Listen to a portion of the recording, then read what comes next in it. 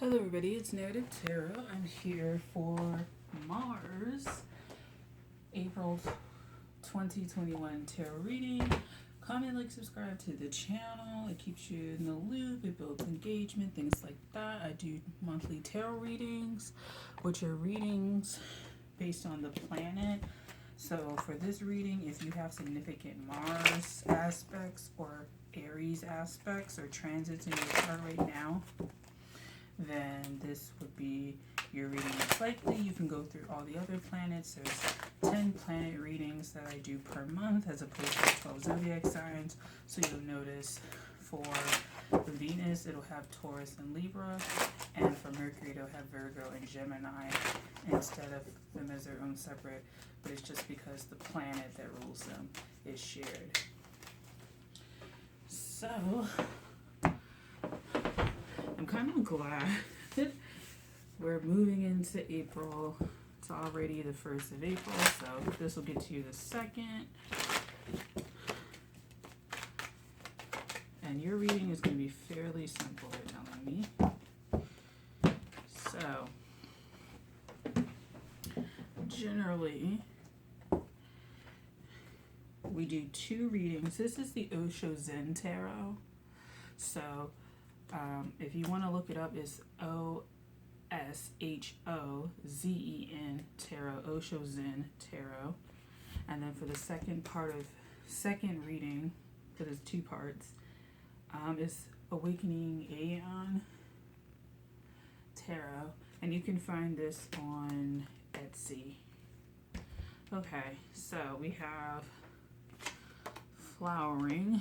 I forget which one this is. I think this is Queen of Earth. And then Healing. This is the King of thing. Okay. King of Water. Okay. So it could be the what's it called? Page. Anyway. So we have Flowering and we have Healing. So this is upper world, lower world. Generally, this might be energies you want to stay away from or something that's hindering or warning against, things like that. So we have Flowering in the upper world. So Mars, I feel like April is a good, I was going to say a good year for you, a good time for you, but it is a transitional time. So don't get too attached to the energy of Aries specifically, because the energy of Aries, as far as like the season goes, quote unquote season, is ending in April. It's moving to Taurus. And so just make sure that you're not putting your eggs in one basket, essentially, energetically, and then like when it shifts, you're like, what? Being caught off guard and things like that. Just make sure that you are okay with the developments that have gone on, the developments that are going to take place, things like that. If you need to prune a little bit or cut it down or maximize something, minimize something. And when I say maximize, I mean maximize benefits maybe while minimizing. Then go ahead and do that. Don't feel restricted or stuck to one method or one way of being for Aries, because Mars goes through all of the signs, you know? It goes through all of the signs, it goes through all of the houses. And so Aries, it starts the wheel, but it's not the only part of the wheel. And so even when it goes outside, Mars particularly goes outside of the bounds of Aries, it still has qualities. It still can function. And so just feel that, particularly for Aries people, that is a message, particularly for Aries people, that when your season is over, it doesn't mean like, oh man, I don't have any power anymore, or I don't have any insight anymore, or there's nothing special going on in my life, or there's nothing special about me. It just means that it's moved on to another sun sign where you can feel that you still have your moon sign, you still have Mercury, you still have all the stuff that's transiting.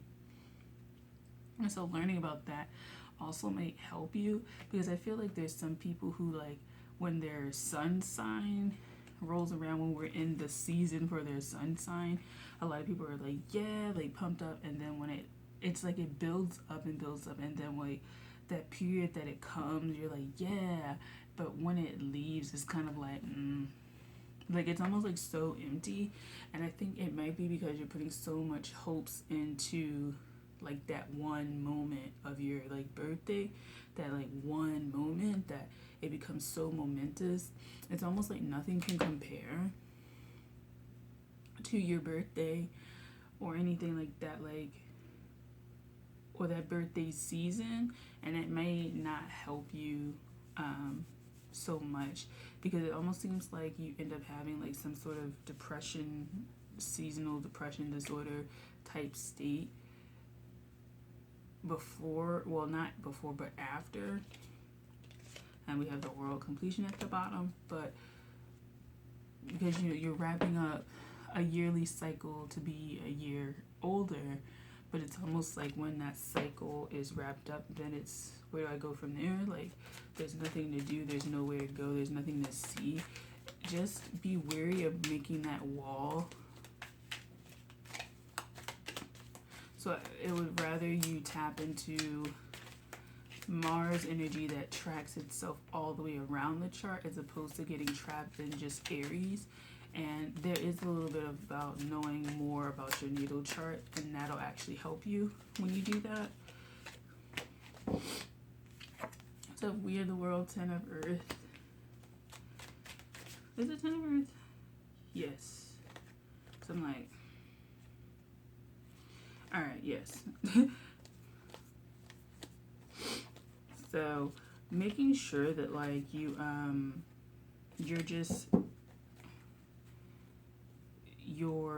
getting it together, and you're not wasting time trying to like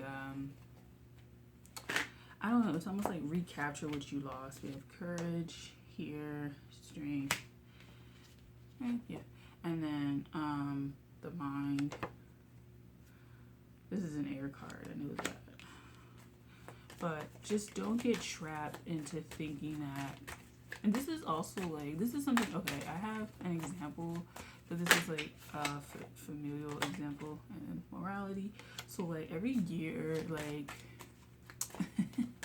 you know, like when special occasions come, and you have the schizophrenia card, when like birthdays come and stuff like that, or holidays come, people that live in like dysfunctional families or households, or just like contemptuous, or we're always fighting sort of dynamics and relationships, always end up having this layer of like happiness, but it's like artificial almost.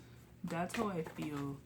Like, don't have an artificial like happiness the rest of the year, and then like, well, not artificial happiness the rest of the year, have a dysfunctional rest of the year, and then like your birthday season comes, or Aries season comes, or wherever your Mars is season comes, and all of a sudden like everything's just like perfect again.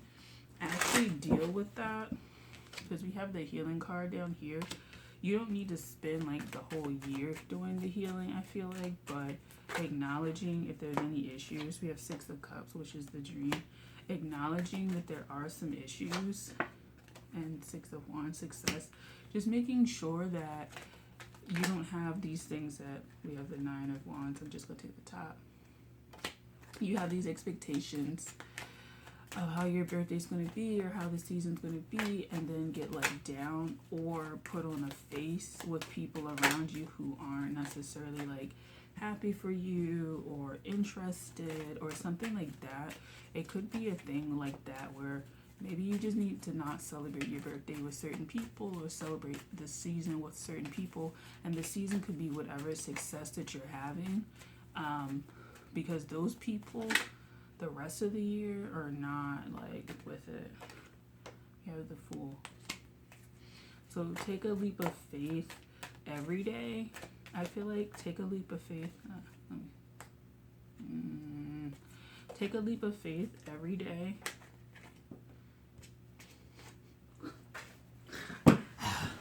Take a leap of faith every day. Because it's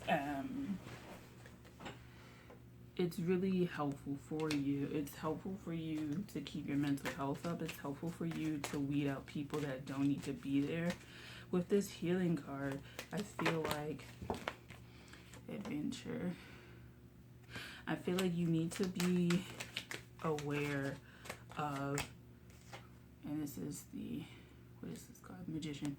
You need to be aware of those patterns and cycles and dynamics, but particularly dynamics when it comes to timing, when it comes to holidays, when it comes to being present in a certain way with certain people at specific times during the year. You need to be aware of that. And so, because you're building up, putting off the rebel, Aries again. Because you're putting off judgment, because you're putting off like it's like you're putting off your happiness until a specific time of the year. Two of Pentacles.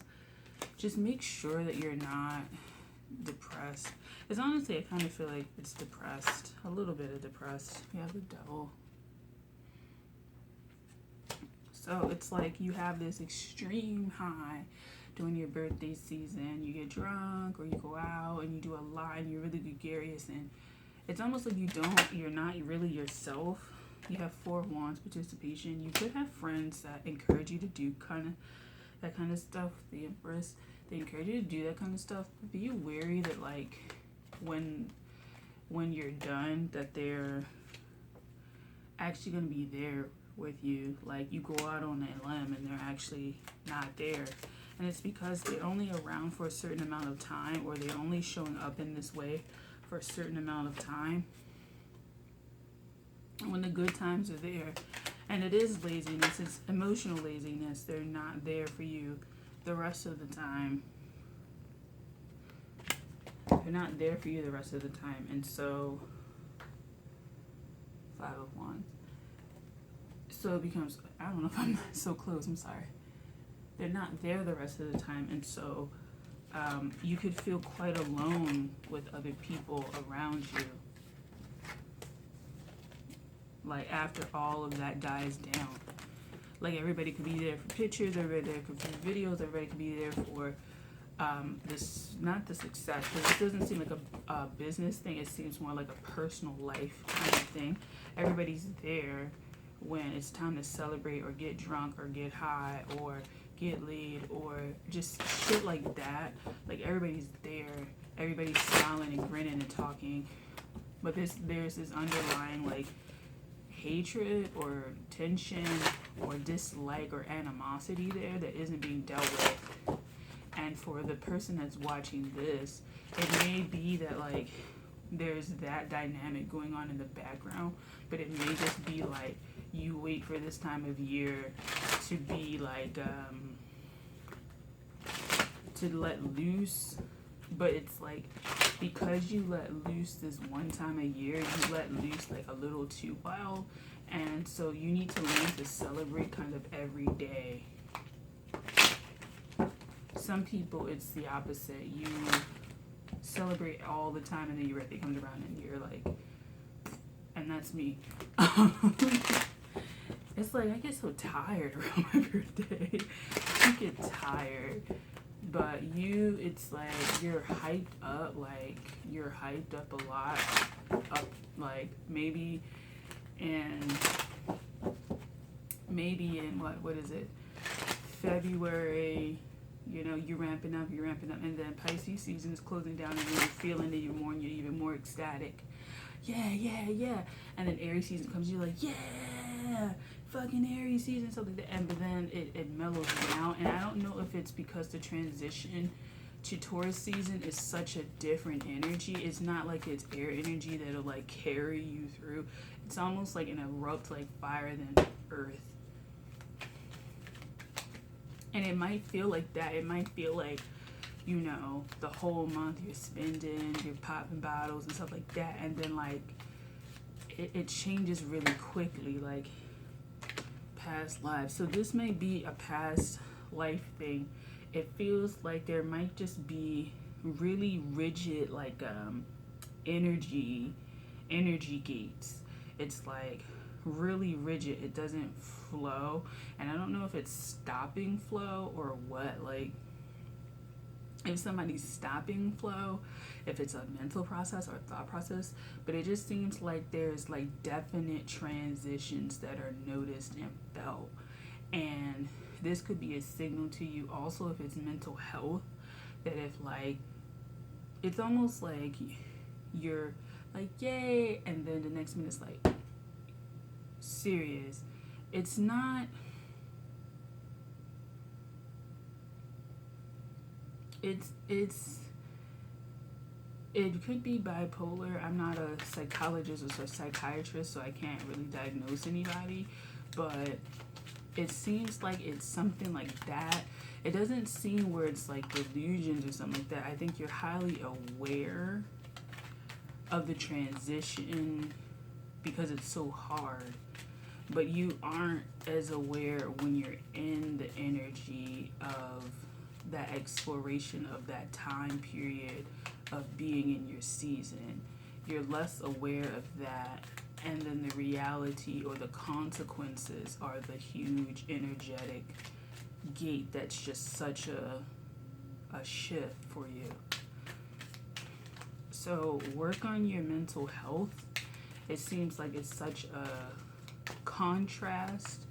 It's an up and a down, but that down period lasts for like so long during the year that you might just want to look into why that is. This could be every year this happens. This could be at certain points of the year. It could be certain holidays, things like that.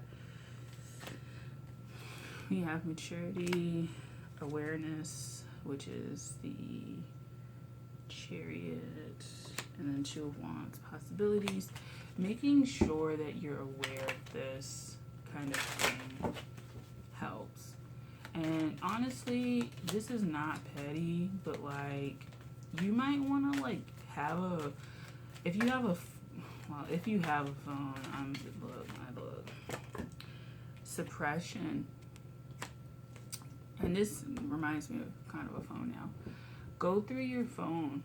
Look at the conversations that you have with people. If they're full of BS, drama, if they're full of always wanting to hang out, if they're full of always spending money or always doing something, isolation, they're never really with you when you really fucking need it. With the Three of Swords, the traveling, you're always putting in the effort.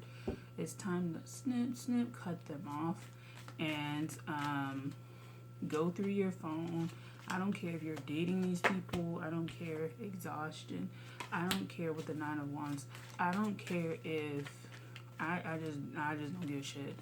Like the schizophrenia card came out. This is Two of Swords. There's something about that that's very disconnecting. Like it disconnects you. And you got the Adventure card again. Like you gotta cut that shit out. And you gotta cut those people out. I'm not here to like they're narcissists or they're toxic. It's just they're leaving you feeling a certain way, and it's a pattern. And the Eight of Swords, and these people could be related to you. They could be related to you, but like when you need them, they ain't nowhere to be motherfucking found. But they're always there for pictures, or to go out to eat, or do something like that. Clinging to the past. This is a pattern with that past life thing. It's a pattern. It's a pattern. In a sense, I believe this is the Sun. It's a pattern. So this is something they always show up when it's time to celebrate rebirth. The Ten of Swords. They're always there to celebrate. They're always there when there's some weed involved, or some drinks involved, or some chicks or dudes involved. They're always there for that overly indulgent, hedonistic kind of life, but they're never there for the like actual groundwork of what it takes to be stable. They're never there for that. And that is something that you may actually somatically feel dread, or somatically feel kind of off around your birthday because of that. So if you like if you're pumping yourself up with like this like adrenaline or whatever, you may be trying to like get over the hump of depression that you feel, like you're trying to overcompensate in some way. Like, I mean, you could be like depressed during your birthday, but it's not seen by other people. Like, they can't see that you're struggling, they can't see that you're falling apart because you're doing so much other stuff, and because you're putting on such a face. They can't see it, nor do they want to see it, and nor are they capable of helping you. If they did see it, they wouldn't be around for the rest of the stuff anyway. And so it's a good time to just check in with all of that kind of stuff, making sure that you go through your phone, look at all the people. If you look at those people and just like, I see them every time on my birthday, you don't hear about them. There's some relationships where you can do that. You don't talk about once a year, but when you do, it's a good rapport. You can talk to them and stuff like that, and you may talk throughout the year where you can talk about serious things. And we all have people in our life that we can talk about certain things with, and there's people that you can't, and that's fine. But I think there's too many people that are like only there for the good times. And so this may be a period where you're just evaluating your friends, your friendships, your relationships in general, and making sure that when this time comes up next year, that when you celebrate, you are genuinely happy, and then during the rest of the year, you're genuinely solving the problems within yourself and with other people, so that no one's putting on, or at least you are not putting on this fake persona to just get through the day when it comes to your birthday. Because I've had that where like we're fussing and fighting, and then like the birthday comes and everybody's like, oh my god, or the graduation comes and everybody's like, oh sweet, and stuff like that, and then you go back to the same toxic dynamic that really shouldn't be there. But it's just like sweeping it under the rug, and you don't want to do that, particularly for Mars energy, because it becomes such a thing where you have to like willfully go through it, and then it becomes really aggressive, and then it becomes really like just really hard for you, because it becomes so much strong will that you may end up having headaches, you may end up getting really tired, you may end up blowing up at people. But I think it drains you, and you get tired as opposed to like fired up for real. And so that pushing through, even though alcohol is a depressant, a lot of people take it to lose their inhibitions. And so just make sure you're not indulging in that. Okay, let's go to the second part. Woo! This was I'm glad this is the last reading though, like the last planet to do. And maybe because we're wrapping it up, maybe you guys did need this last, you know? Oh, okay. I was like, what the fuck? Okay. This one's simpler, but I ramble and talk a lot, so, you know, you never know with me. Okay, let's look at the solution. Alright. We got the problem, Prince of Cups, which may be alcohol. The solution, the white hole. I was going to say the white people. My bad. And then the Ten of Cups is the solution. So you gotta get like, so you may have your Mars in Pisces, because that's what it has here. You may have a Mars in Pisces, or you have some sort of idealism to your Mars. But for the Prince of Cups, the problem is Prince of Cups, you may be too emotionally invested in these people, not necessarily what they think of you, but the dynamics that you share. I think you think that because you share these cups, and you go out and you celebrate stuff like that, that you're actually more close than you really are. Like, when you look at the depth of your conversations with certain people, Do you grow? Do you change? Do you learn? Do you evolve? Do you get triggered? Even if you get triggered, like that could be for growth, right? So when that kind of stuff happens, like reevaluate your people, reevaluate the people you're around. If they're only calling you to go out and spend money or whatever, then, and also, like, here's the thing, if you're clearly telling people, because this is another thing, because sometimes we don't clearly tell people what we're doing and setting boundaries. If you clearly tell people that I'm going to save money or I'm going to lose weight and go do stuff, when they start showing up and start trying to screw with that, I'm not saying they're trying to fuck with you and stuff like that. I'm not going to say that, but subconsciously they're probably aware of that gap in their life when it comes to being able to fill it with you.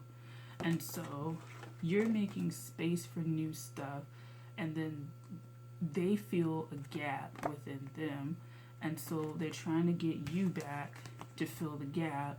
And it's like, no, I have my own things to do. I have my own things I'm trying to fill this with. And then it becomes this toxic dynamic.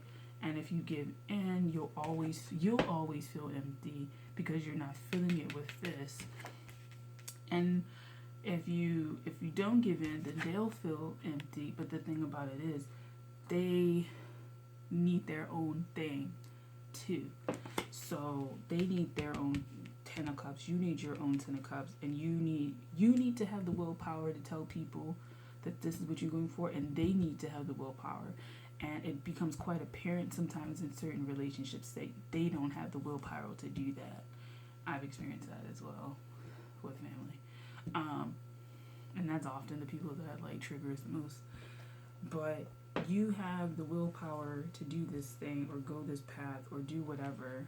But I think it's particularly around birthdays and around holidays and around, I mean, it could be dreams and goals and things you want to go for, but it's around those things, and also around particular times, like particular times of year you want really good energy, and sometimes setting that intention messes with people, but it also shows them where they're empty inside. And I think some people can handle it and some people can't. And the people that can handle it, you can have a conversation with. The people you can't, end up trying to fuck with your life. And sometimes it can get really nasty about that.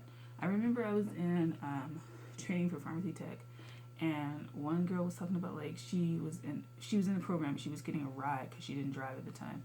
And she was saying, like, okay, when it started out, her, like, family was cool with it. And then as the weeks went on, they started being lazy, and they started dragging their feet, and they started leaving the house later and later. And it was like, it's not that they're consciously trying to, like, stop you, but there might be that subconscious knowing that, like, you're moving forward with something, and they're getting left behind in some way. And if you're particularly tied materially to people, like dependent on them, or just materially tied in general, they may start pulling that materiality to kind of show that they have certain powers in your life, or certain dynamic interest in your life, or some sort of prime spot in your life, and to not, like, fuck with that or destabilize that. It's like a warning signal, and you have to let them know that you can do this on your own and find your own fulfillment. And even if you do have some sort of dependency, it doesn't mean that you owe them something particular. It means that you owe them on the base level, like respect and a relationship, to make sure you're maintaining just respect, but that, like, you owe your life or your allegiance for like 40 fucking years. You know what I'm saying? It's not being a snake or anything like that. It's just, you don't owe what you think you owe when it comes to these sort of relationships. And I think reevaluating why you allow this to continue will show you what you think you owe people and what people think they owe you. And sometimes it comes out that they think they owe you nothing when they actually owe quite a bit, but it doesn't seem like that's happening today. So we have the Prince of Cups. His awkward mannerisms belying his royalty. The Prince of Cups is handicapped by his relationship to his own feelings. Also, this is gonna like go to the next, I think, the next video because it cuts off at 33 minutes. So when it cuts off, just go to the next video. So I'll start it again. His awkward mannerisms belying his royalty. The Prince of Cups is handicapped by his relationship to his own feelings. Within him, emotional eruptions of volcanic proportions are concealed beneath his royal robes. His attempts at concealment are transparent, revealing to his horror the sensitivity that he fears is contrary to manhood. His ability to express himself shrouds him in a suspicious light, lonely, and he knoweth not why such loneliness must afflict a person of his stature. The path is clear, the way out is in. You are encouraged to look into your heart, embrace what you find there.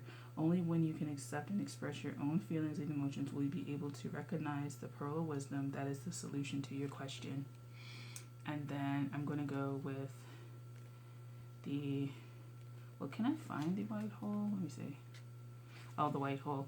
Standing in awe, eyes wide with wonder, understanding the beauty within all experiences. This is the opportunity offered to you now by the white hole. And then the Ten of Cups. Ten of Cups. The task is bringing the essence from the universal mind into tangible expression. Action is required to make the invisible manifest. You cannot stop the flow, but you may experience difficulty being understood by those who have not had contact with it.